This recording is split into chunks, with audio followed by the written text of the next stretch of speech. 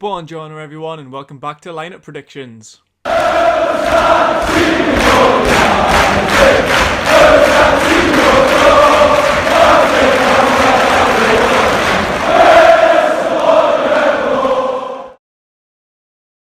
Welcome back to the Magpie Channel TV, where we'll be looking ahead to Newcastle United's game against Manchester United live at Old Trafford at 7 PM on BT Sport, not 8 PM. I feel like 7's a little bit of a weird time. I hope I remember that on Sunday.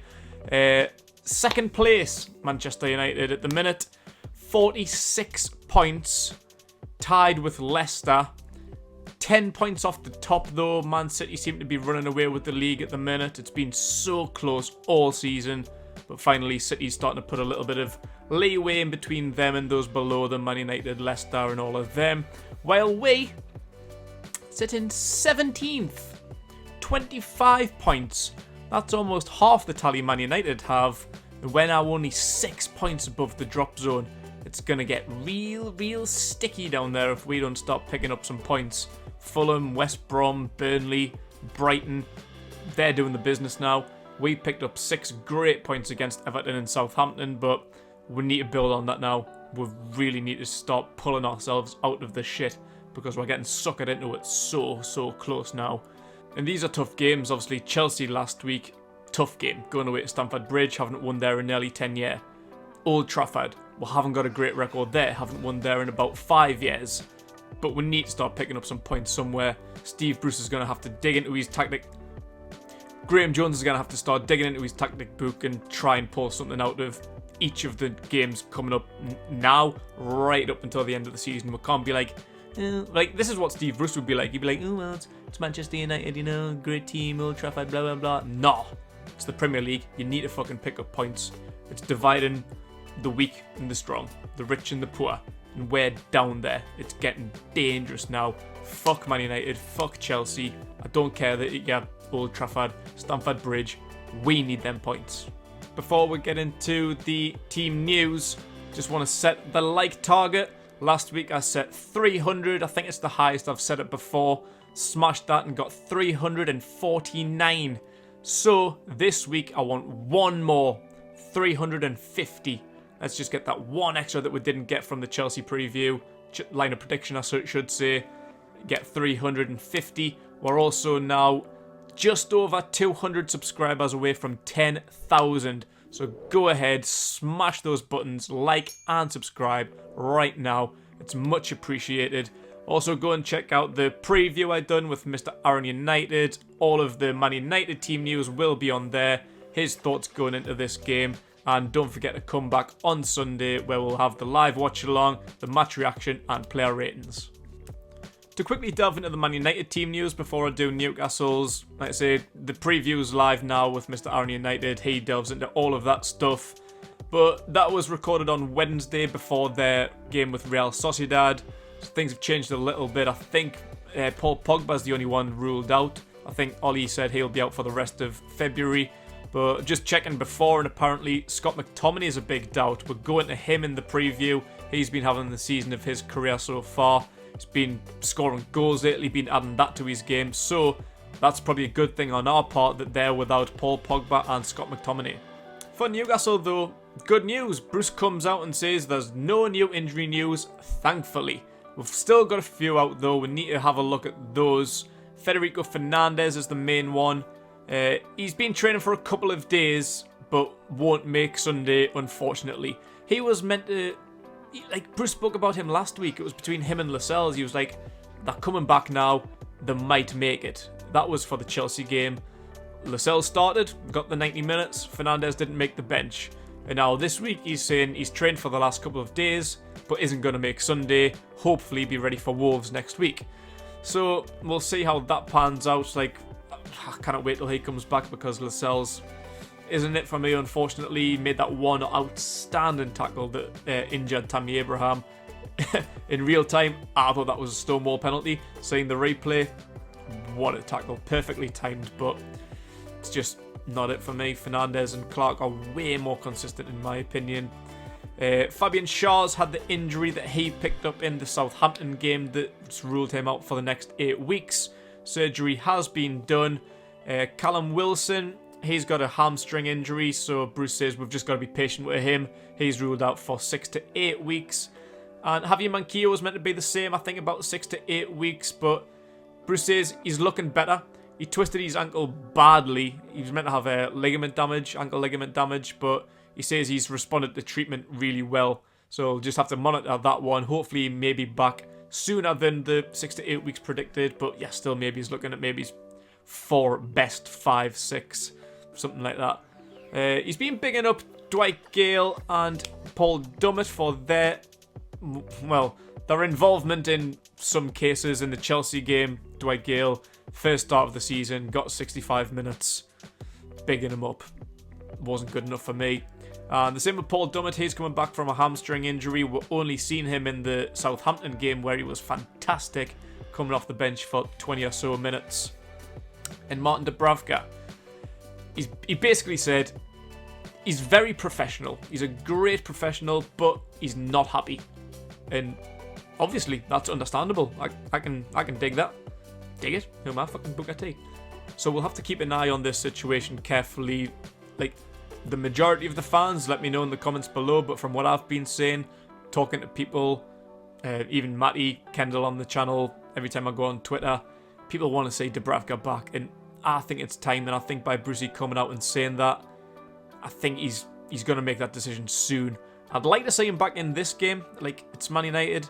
Dubravka came out of absolutely nowhere and got thrown in for his debut against Man United 3 seasons ago, almost to the day, just gone the anniversary of his debut, where he was absolutely fantastic. So I'd like to see him back, but if I'm going to make a prediction, I'm going to say he's going to stick with Carl Darlow for this one more game, and I think we might see Dubravka back next week against Wolves. And unfortunately, Jeff Hendricks back from suspension. Great. Into the lineup there then, and this, to be honest, has been a pretty simple one. Pretty much picks itself. I've already mentioned Carl Darlow, so we'll skip that. Goalkeeper Carl Darlow. Back 4, simple as you like. Emil Kraft, Jamal Lascelles, Kieran Clark, Jamal Lewis. Same as what it was the other day. That being Emil Kraft, only available right back. Jamal Lewis, only available left back in the squad, has been all season. And Clark and Lascelles pretty much the only centre backs that we'll have, with Fernandez still being out, Dummett not still being fully fit. There's one change that I think may, if I'm being really brutally, horribly honest, I think Bruce might shit the bed in this game and go 5 at the back, which I would hate to see. I don't want him to do that, but if he does, that'll either mean Isaac Hayden coming back into the back line playing centre back, or maybe Dummett, as he was bigging him up in the press conference. Usually likes to leave these little teasers, doesn't he? So it wouldn't surprise us to see either Hayden or Dummett start in a back 5, but 4-3-3, that's the way it's got to be. Got to be more attacking, applying Graham Jones's tactics. It's been better. The Chelsea game was an absolute shit show, but you know, I think we need to stick that way. We've got better options than, like, going forward, we've got the better options there than just piling everyone at the back. Like, it's been so much better, the Everton, Crystal Palace, Southampton game. For some spells in the Chelsea game it was okay, but it just wasn't the same. I think these occasions, as I mentioned before, the Stamford Bridges, the Old Traffords, the Emirates, Anfield, places like this, Bruce goes there and just hasn't got a clue. You might as well just go in and wave the white flag. And there you go, lads, 3 points. Can't be arsed. Don't want to get me players injured. Take the 3 points. Easy done. In the central midfield, I hope this picks itself. I'll go through this in a bit more detail in a sec, but same as the other day as well, same as the last 2 games, as long as Isaac Hayden doesn't play centre-back, he can go into the middle with Shelvey and Willock as well. As I mentioned, Jeff Hendricks back, and you know that Steve Bruce has got a lovely soft spot for Jeff Hendricks, so hopefully we don't see Jeff Hendrick. I'd like to see Matty be brought in at some point, but you know, he's the Man United slayer. Got a couple of goals last season, both home and away, so I'd love to see Matty be given a spot, but I wouldn't take Willock out. The only person I would like to see changed is Shelvey. I don't really think he offers enough for the majority of the game.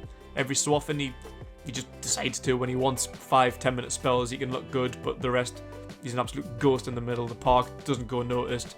And if Hayden does join into the back line, then yeah, bring Matty in. I think we should, but Now, I think, like, being serious, I think we've got to go with these three if we're playing in this formation. Fuck Jeff Hendrick. Leave him on the bench. No one cares.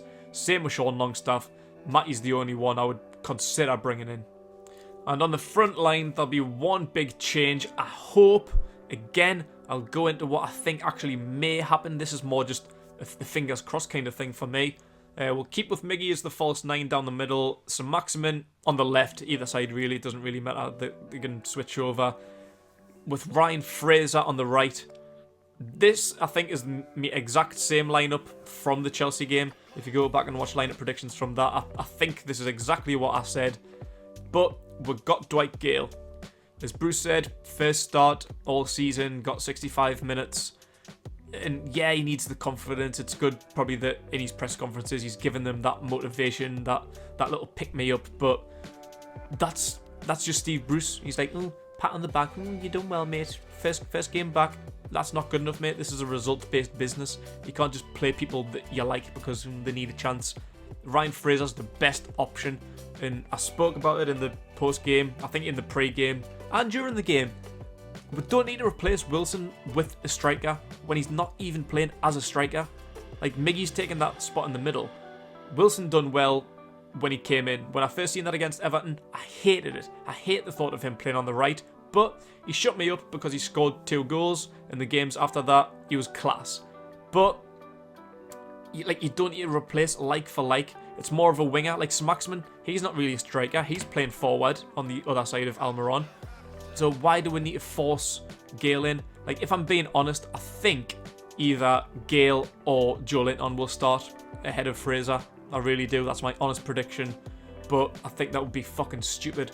Bruce said just 3 weeks ago, 2-3 weeks ago, like, it's been unfortunate that we haven't been able to play Ryan Fraser and Smaxman together. For one reason or another, they've either been fit or unfit or injured, which they have. Like, neither one, especially Fraser, he hasn't had fitness all season. We knew when he came in, he was going to need broken into the team. He just started to get in, but then picked up an injury, and it was just, then COVID came, and it just hasn't worked out for the team, really, having them players with Almiron in form, which he is at the minute, Wilson banging in the goals in, which unfortunately he's injured now. So while we've got Fraser and Samaximan fit, play them. Why do you need to play fucking Dwight Gale? It doesn't make sense. Like, we need to play it this way for me. And it's Man United. I'm not expecting to win at Old Trafford. But with this formation, play well, see what they can do. And then Wolves next week, they're on a bad run of form. They're playing shit at the minute.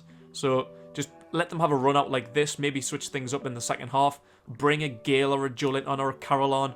Matty Longstaff, Hendrick, whoever. But just start like this. Give it an hour, 70 minutes.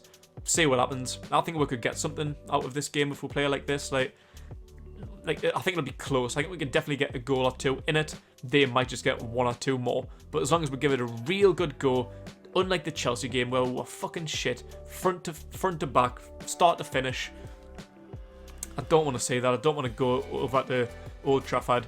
As Renty said in the match reaction, in the player ratings for the Chelsea game, bend over FC. Big team, their ground, bend over. Have some of that, nay bother. On at the bench then, and some I've already touched on, Martin Dubravka and Paul Dummett. Matt Ritchie and Jacob Murphy, he can come back and have a spot. He came back in the Chelsea game unused after being out for quite a few weeks, as did Sean Longstaff, who is my omission here for obvious reasons. He's been absolutely shit.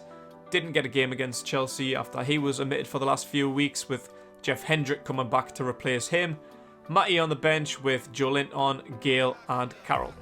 Thanks for watching, everyone. Don't forget to put your prediction, both score prediction and lineup prediction, in the comments below. To hear my score prediction, go watch the match preview with Mr. Aaron United on the channel right now to get into all of that stuff. And yep, come back on Sunday, live watch along, live reaction, live player ratings, all of that. And don't forget to subscribe. Most important thing, like and subscribe. Thanks for watching, everyone. Enjoy yourself.